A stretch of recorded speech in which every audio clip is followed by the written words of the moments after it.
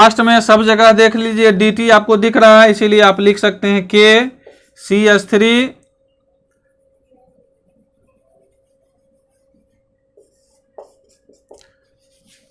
यहां पर जो बराबर है इसको इधर लिख देते हैं, हो सकता है उधर दिखाने पड़े तो बाद में, यहां के बाद यहां बराबर लिख लीजिएगा और उसी बात को यहां लिख लीजिएगा KCH3 COOCH3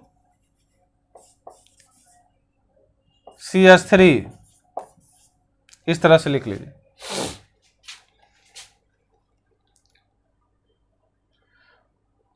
थोड़ा स्टाइल है लिखने का अलग अलग, लेकिन बहुत सिंपल है।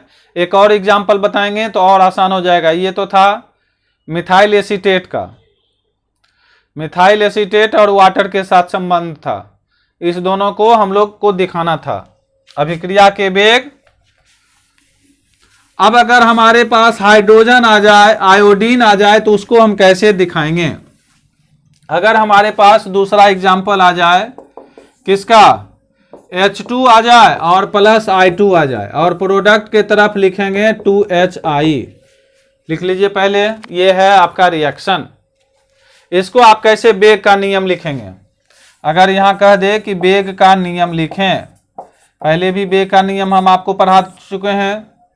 वेग का नियम में क्या लिखते हैं, तो इधर लिखते हैं आप लोग माइनस, इधर वाले को क्या लिखते हैं माइनस में D, बड़ी ब्रैकेट में लिखते हैं H2 और बाय लिखते हैं DT, बराबर लिखते हैं माइनस पहले और D बड़ी ब्रैकेट में लिखते हैं I2 और बाय लिखते हैं DT, बराबर।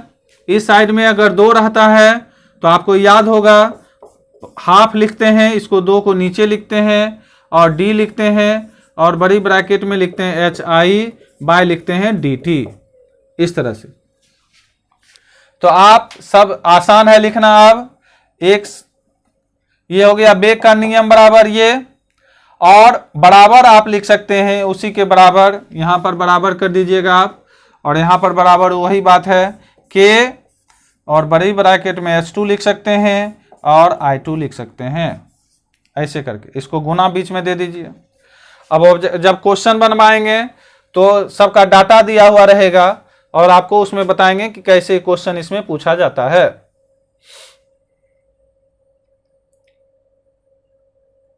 लिख लिए? Yes sir. अब अगर इसमें कोई पूछे कि अभिक्रिया की कोटि इसका कितना है, इसका अभिक्रिया का कोटि कितना है, तो वेग का नियम हम इस प्रकार से लिखेंगे। ऑब्जेक्टिव क्वेश्चन में डायरेक्ट यही सब रहेगा ही दिया हुआ, डायरेक्ट इसी प्रकार से रहेगा। तो अतः H2 के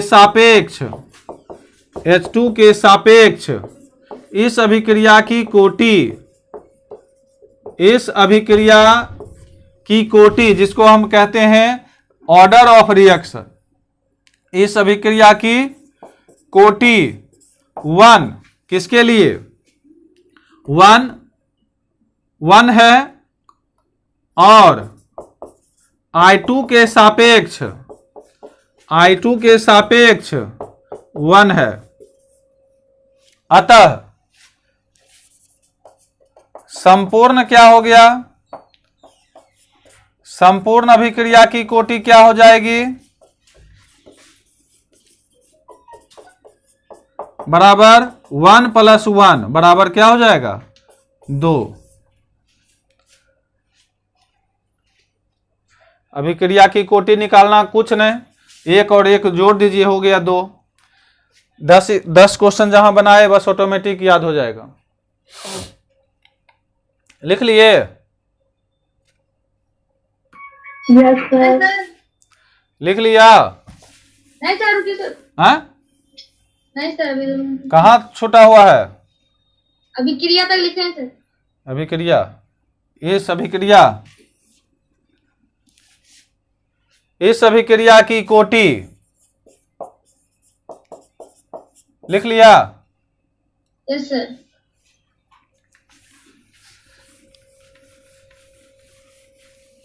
अब एक और एग्जाम्पल तीसरा लिखिए।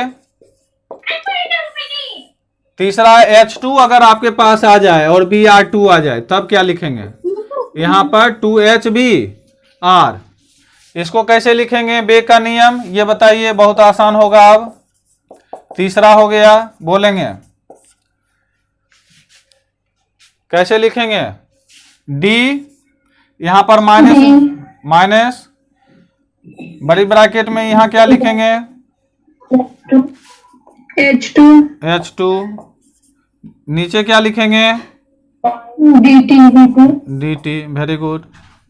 उसके बाद डी, यहां पर क्या लिखेंगे, Br2, फिर यहां पर क्या लिखेंगे, 1/2, D,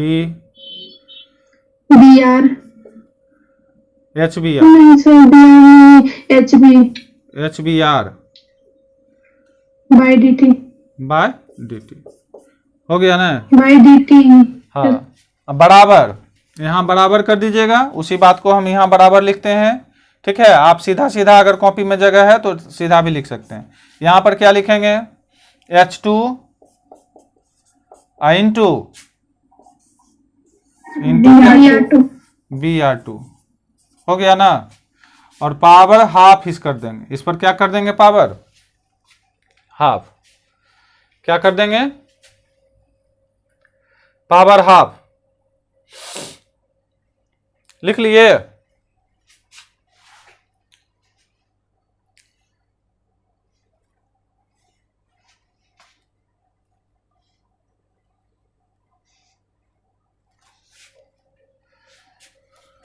तो H2 और Br2 के बारे में अगर बता, लिख लिए पूरा, यस सर। लिखेंगे। अतः नीचे लिखेंगे, अतः H2 के सापेक्ष इस अभिक्रिया की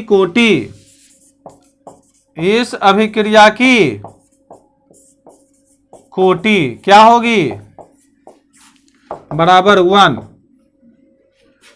और Br2 के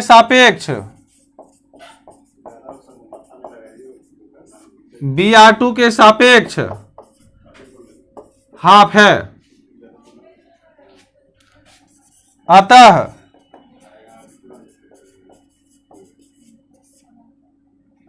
संपूर्ण अभिक्रिया की कोटि